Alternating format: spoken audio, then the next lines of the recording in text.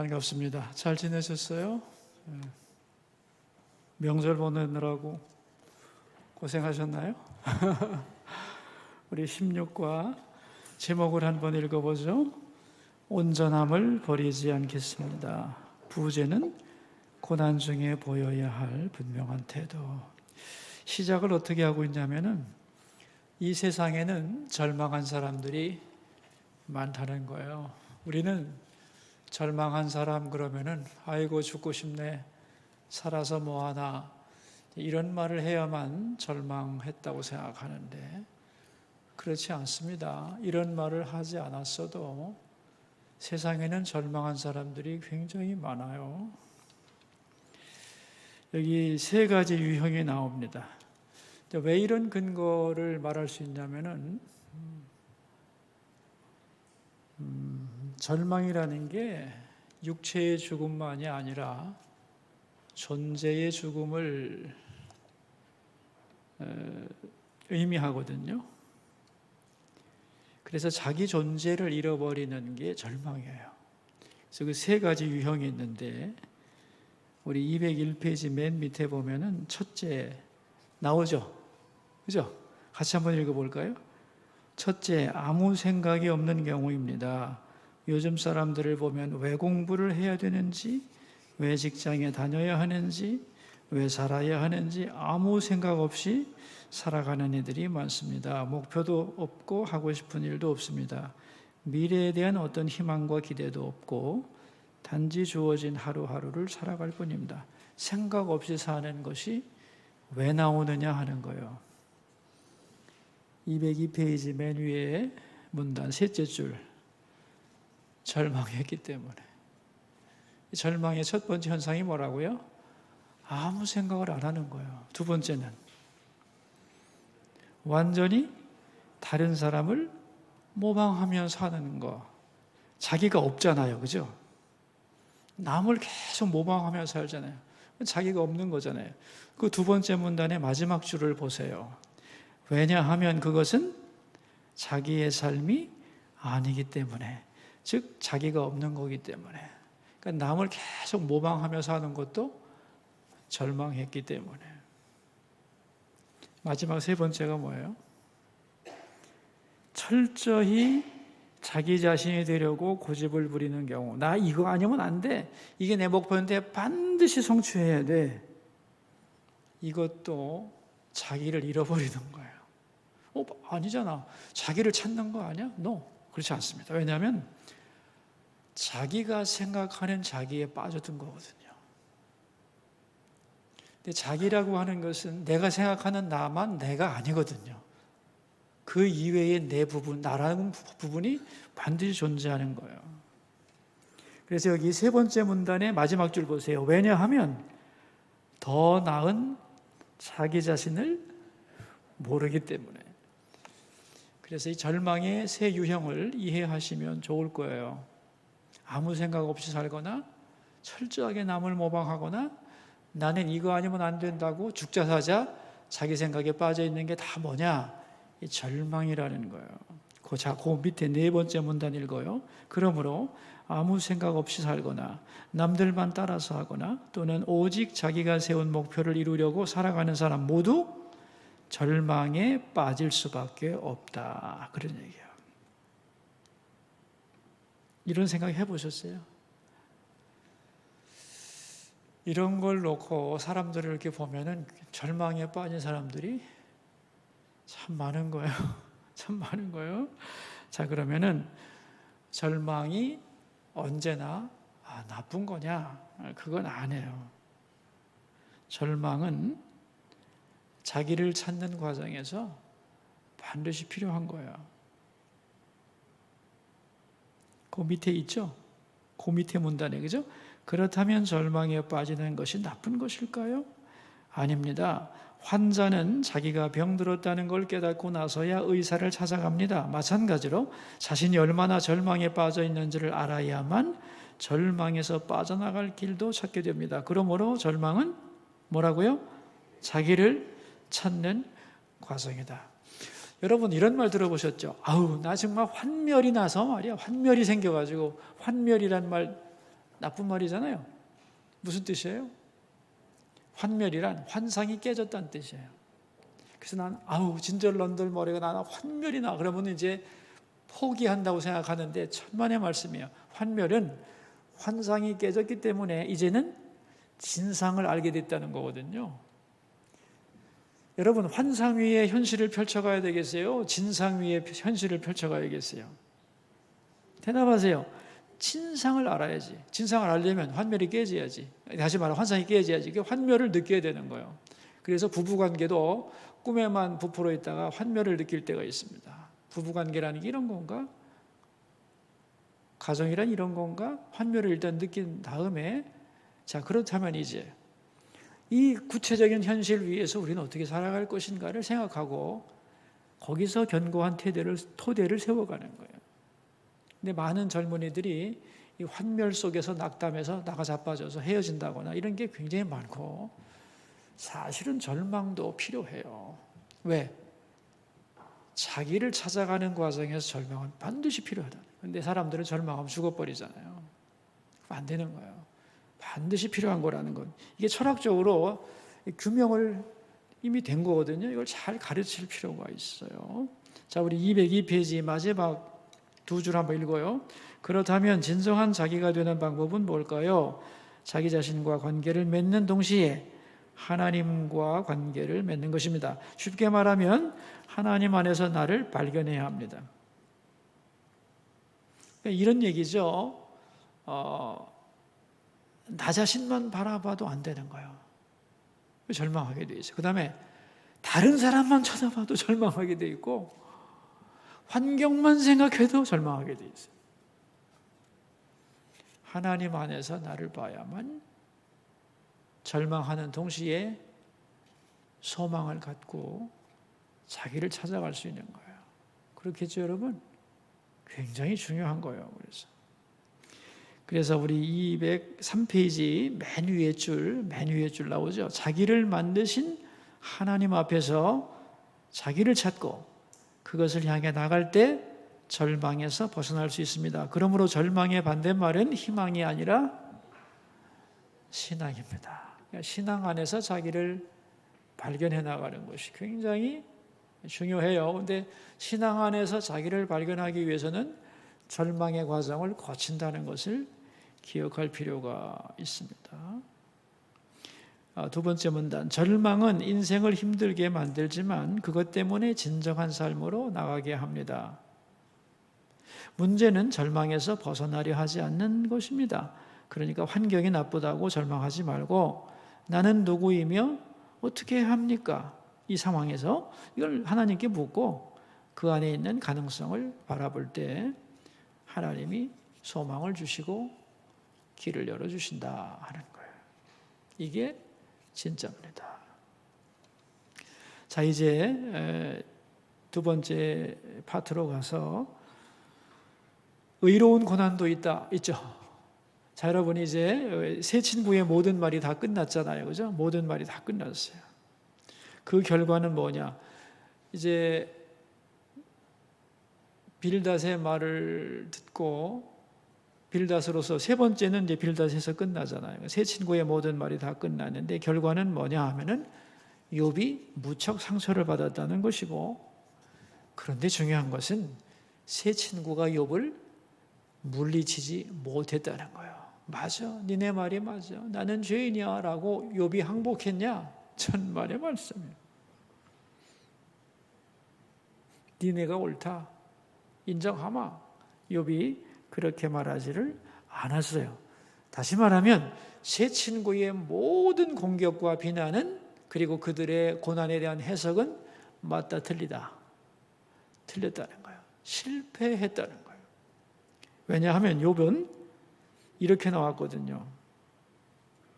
너희들만 하나님을 아냐? 그래서 나도 하나님 알거든. 새 친구의 모든 에너지를 다 쏟아부어서 욥을 비난하고 자기들이 바라보는 고난에 대한 설명을 하면서 그를 정죄했지만 욥은 억셉트하지 않았습니다. 그러면서 하는 말이 이제 우리 가운데 부분, 욥은 빌닷의 엄청난 도전을 받고 6장에 걸쳐서 대답을 합니다. 여러분, 대답할 말이 많았다는 거예요? 적었다는 거예요? 무지하게 많은 거죠. 할 말이 없는 거에 있는 거예요. 할 말이 무지 많은 거죠. 그러면서 이제 그들을 하나하나 조목조목 비판을 하는 거죠. 먼저 하는 말이 네가 힘없는 자를 잘 도와주었구나. 기력 없는 발을 참 잘도 구원하여 주는구나 하면서 너희들의 말은 지금 제대로 하는 말이 아니고 하나님의 영으로 하는 말이 아니다. 그러면서 우리 마지막 문단 같이 한번 읽어봐요. 203페이지 마지막 문단. 욥이 왜 이런 말을 하는 것일까요? 지금 빌닷이 하나님을 잘 안다고 생각하는데 자신도 하나님을 안다는 것입니다. 그래서 5절 이하에서 하나님이 어떻게 다스리는지를 설명을 하는 겁니다. 결국 세 친구의 공격은 실패했음. 세 친구의 고난에 대한 이해는 완전한 것이 아니었다는 거예요. 그래서 이제 욥이 반박하는 말을 정리하면 204페이지 두 번째 문단입니다. 자, 한번 읽어봅시다. 네가 하나님을 알면 얼마나 알겠는가? 그러므로 하나님을 다 아는 것처럼 말하지 말라. 하나님의 세계는 크고 넓어서 우리가 다 이해할 수 없다. 그 다스림 속에 우리가 있는 것이다. 죄 때문에 고난이 있지만, 이게 친구들의 주장이었어요. 죄 때문에 고난이 있지만 오케이, 맞다는 거예요. 그러나 의로운 고난도 있다는 거예요. 이게 또 하나의 진실이라는 거예요. 또한 고난은 벌을 주는 수단이다. 이게 친구들의 주장이지만 아니다. 그것만 있는 게 아니라 고난을 통해 많은 일이 이루어진다는 거예요. 하나님은 위대하다. 맞아. 그러나 벌레 같은 우리의 세미한 음성에 응답하는 분이다. 맞죠? 너희들의 주장이 다 맞는 게 아니야. 맞는 것 같지만 아닌 부분도 있어. 그러므로 네가 하나님을 다 안다고 착각하지 마라. 그랬어요. 세 친구의 고난에 대한 이해는 완벽한 것이 아니었다. 그래서 욥은 그 논리를 다 받아들이지 않았다는 거예요. 그러면서 욥이 하는 말이 이제 성경 구절이 나오죠. 욥이 또 풍자하여 이르되 나의 정당함을 물리치신 하나님, 나의 영혼을 괴롭게 하신 전능자의 사심을 두고 맹세하노니 그랬어요. 나의 정당함을 물리치셨다. 다시 말하면 내 의를 하나님은 빼앗으셨고 고난 속에서 나의 의로움은 무너졌다. 죄인이 되고 말았다. 그래서 힘들다. 그런 얘기죠. 그런데 이것은 진상은 아니라는 거예요. 풍자라는 거예요. 자, 우리 204페이지 맨 밑에 두 줄을 읽어요. 풍자는 있는 그대로의 말이 아니라 돌려서 하는 말입니다. 나의 상황을 보면 마치 하나님이 나의 정당함을 물리친 것 같고 나의 영혼을 괴롭게 하는 것처럼 보일 것이다. 하지만 아니다. 비록 하나님은 나에게 고난을 주어 나를 죄인처럼 만들고 나의 영혼을 괴롭게 하는 것 같지만 이게 겉으로 볼 때의 모습이라는 거예요. 근데 내가 볼 때는 사실은 그 속에 뭐가 또 있냐? 나를 의롭다고 믿어주고 위로해 주는 분이라는 거예요. 그러니까 욥은 신앙으로 승리한 거죠. 그죠? 모든 공격과 비난을 다 받고서 미안하지만 아니거든. 하나님이 그렇게 내 모습을 다 무너뜨린 것 같지만 하나님은 나에게 위로와 용기와 내가 널 사랑한다는 것과 고난 중에도 너와 함께한다는 걸 가르쳐주고 계시거든. 이런 얘기잖아요 지금. 믿음으로 고난을 승리한 거죠. 자, 이제 그러면서 그렇기 때문에 욥이 고백을 하는 거예요. 이제 믿음으로 승리했기 때문에 믿음의 고백이 나오는 거예요. 세 가지 고백이 나옵니다. 근데 그 고백을 하기 전에 하나님이 살게 하신다 그 부분 있죠. 성경 구절 한번 읽어봐요. 나의 호흡이 아직 내 속에 완전히 있고 하나님의 숨결이 아직도 내 코에 있느니라. 이 말은 뭐냐면 내가 지금 살아서 숨쉬는 것은 하나님이 내게 하나님의 숨결을 보내주시기 때문이다. 그런 뜻이죠. 여러분, 우리가 숨쉬고 있는 것 하나님이 우리에게 생명의 호흡을 허락하셨기 때문이죠. 맞죠? 지금 그 고백을 하고 있는 거예요. 하나님이 숨쉬게 하셔서 생명의 호흡을 주셔서 내가 숨 쉬면서 살아가는 사람으로서 내가 하나님 앞에 어떻게 헛소리를 하겠냐 이거야. 참 좋은 말이죠. 야, 하나님이 숨쉬게 하셔서 숨쉬는 인간이 내가 하나님 앞에서 숨쉬면서 헛소리 하겠냐.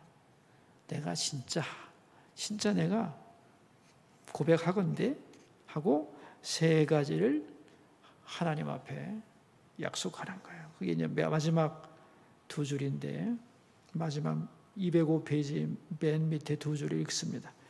그 하나님 앞에서 욥은 맹세합니다. 내 생명이 살아있는 동안 결코 내 입술이 불의를 말하지 아니하며 내 혀가 거짓을 말하지 아니하리라. 헛소리 하지 않겠다는 거예요.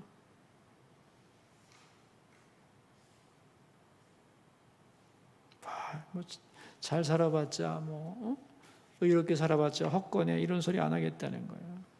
그렇죠? 그래서 첫째는 내 입술이 불의를 말하지 아니하며 내 혀가 거짓을 말하지 아니하리라.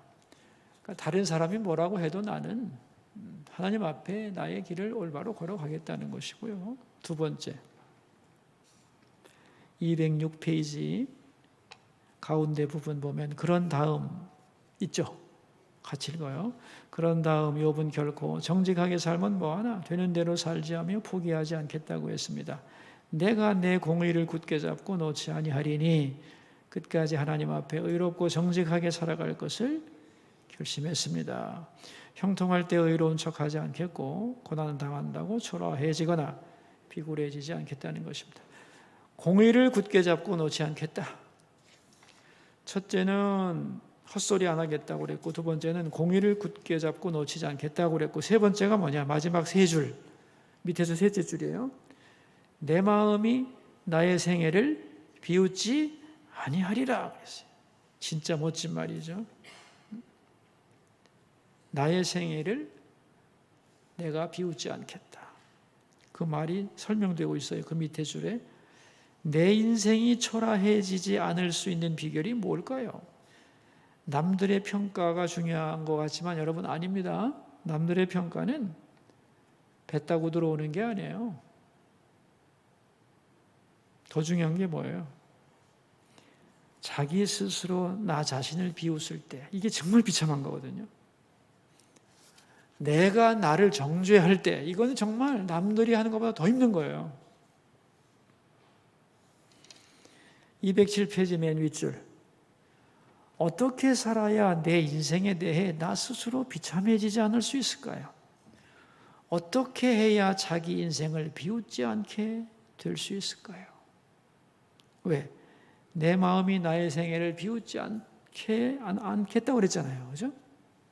그러니까 내 양심과 신앙으로 고백하건대 나 잘 살아왔어. 남들이 뭐래든 나는 하나님 앞에 진실했어. 나는 최선을 다했어. 여러분, 이게 진짜 성공인 거거든요. 남들의 평가보다 훨씬 중요한 거예요. 양심이 있는 사람이 자기 자신을 평가하는 거. 그렇게 되려면 어떻게 해야 되는데요?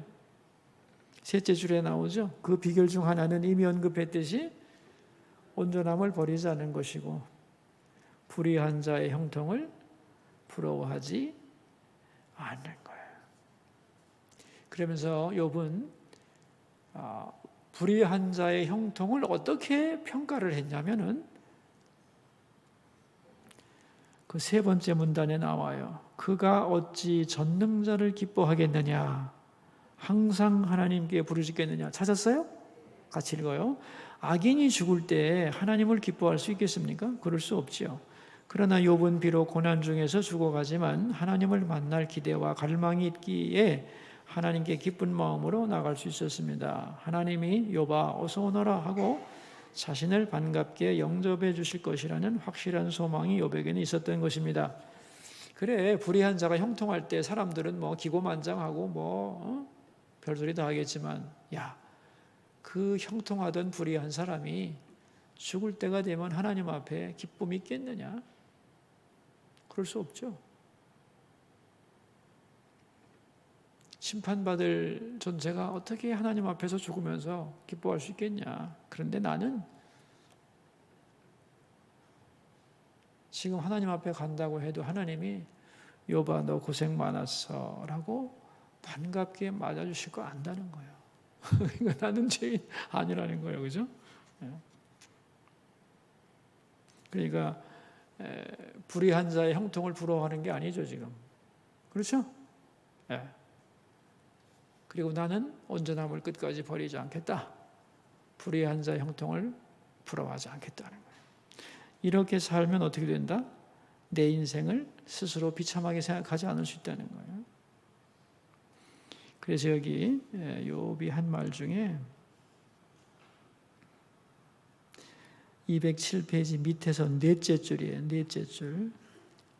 미래에 하나님 앞에 선다는 것을 놓고 인생을 평가해야 한다는 거예요. 욥의 말이에요. 그러니까 다른 사람 앞에서 다른 사람이 인생 평가하는 게 중요한 게 아니고 하나님 앞에 섰을 때에 그걸 전제로 놓고 인생을 평가해야 인생이 제대로 나온다는 거예요. 그래서 마지막 두 줄을 보면 욥은 고난 중에 있었지만 온전함을 버리지 않겠다. 악인의 형통을 부러워하지 않겠다. 그래서 내 생애를 내가 비웃지 않을 거다. 자, 우리 마지막 페이지 208페이지를 봅시다. 이렇게 살 때 먼 훗날 내가 그때 참 잘 견뎠지 하며 스스로 자부심을 가질 수 있고 하나님도 그때 네가 잘 견뎠느니라 라고 칭찬하실 것이다. 나는 그런 인생을 살겠다 라고 결심을 한 거예요. 그러니까 멋지게 받아낸 거죠. 대단한 거예요.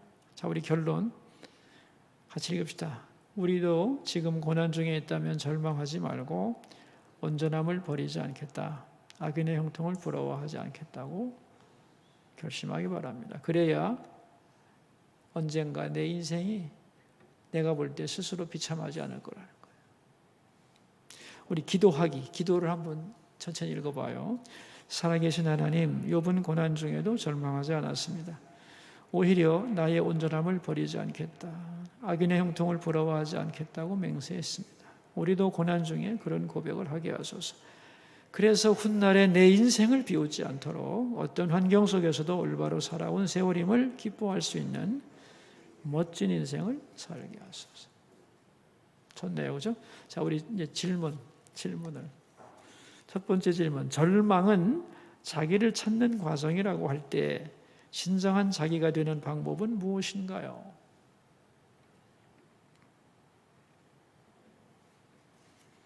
(202페이지) 맨 밑에 나오죠. 절망은 자기를 찾는 과정이다 할 때 진정한 자기가 되는 방법은 절망이란 코스를 거쳐야 된다는 거예요. 나를 찾기 위해서는. 그죠? 글쎄, 우리가 뒤집어 말하면 이런 뜻이겠죠. 한 번도 자신에게 절망하지 않는 인간이 진정한 자기를 찾을 수 있었을까? 대답하세요. 한 번도 자신에 대해 절망해 보지 않은 인간이 자기를 발견할 수 있을까? 불가능해요. 절대로 불가능해요. 조금 전에 얘기했지만 여러분, 나를 찾으려면요, 나 자신만 봐도 안 되고 다른 사람만 쳐다봐도 안 돼요. 환경만 바라봐도 안 돼요. 하나님 안에서 나를 봐야 돼요. 하나님을 보고 나를 봐야 돼요. 그리고 나는 누구이며 어떻게 해야 되는가를 물어야 돼요. 그죠? 그럴 때 하나님이 길이 되시고 절망에서 벗어날 수 있도록 소망을 주시고 나를 찾게 해주시는 거예요. 자, 두 번째 질문이에요. 고난 중에 어떻게 해야 내 인생에 대해 나 스스로 비참해지지 않으며 절망에 빠지지 않을 수 있을까요? 고난 중에 어떻게 해야 내 인생에 대해서 스스로 비참해지지 않고 절망에 빠지지 않을 수 있을까? 욥이 고백한 거 아니에요.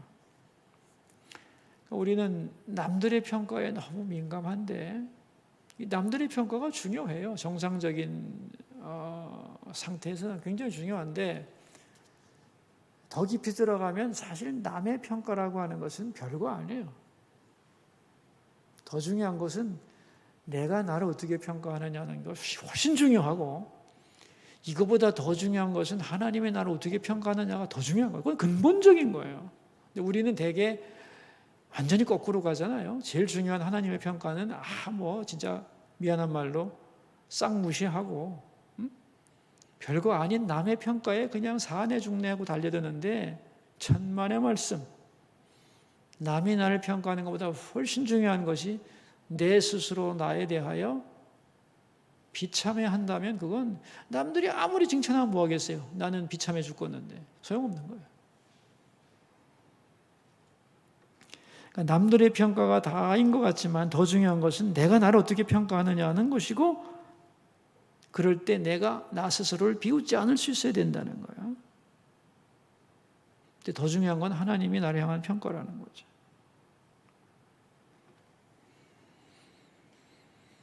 그러려면 고난 중에도 어떻게 해야 돼요? 포기하면 안 돼요. 온전함을 버리지 않겠다. 그리고 악인의 형통을 부러워하지 않겠다. 나는 지금 고난받고 있는데 악인들은 잘 되고 있는데 그들이 부러우면 견디겠어요? 분이 나서? 화가 나서? 못 견디죠. 나는 고난 속에서도 온전할 것이고 악인의 형통을 부러워하지 않고 끝까지 하나님 앞에 바로 서겠다. 그죠? 그거죠. 그리고 이대로 끝난다 할지라도 하나님은 나를 반겨 맞아주실 것이다. 그렇죠? 그걸 믿어야 되는 거예요. 저 잘 나가는 저 엉터리들, 저 정말 거짓으로 포장된 화려한 인생, 나 안 부럽다 이거야. 왜? 지금 잘 나가는 것 같지 니네? 하나님 앞에 쓸 때 보자. 힘들 거다 니네. 그런 얘기 아니에요 지금. 두 번째 질문에 대답이 됐죠? 세 번째로 갑시다. 악인의 형통함을 바라볼 때 우리는 어떻게 행동해야 하나요? 악인의 형통함을 바라볼 때 이미 대답이 다 됐네요. 겉으로 너는 형통할지 몰라도 하나님 앞에 설 때 너는 기뻐할 수 없을 거다. 그렇기 때문에 인생의 성공과 실패란 하나님 앞에 선다는 것을 전제로 깔고 평가해야 된다. 하나님이라고 하는 존재를 전제로 깔지 않고 인생을 평가하면 엉터리 평가가 많죠. 그죠? 악인의 형통도 형공이잖아요. 그건 아니라는 거죠. 하나님 앞에 설 걸 생각하고 인생을 평가하는 신앙인이 되어야겠습니다. 여기서 우리 마치겠습니다. 잠깐 기도할까요?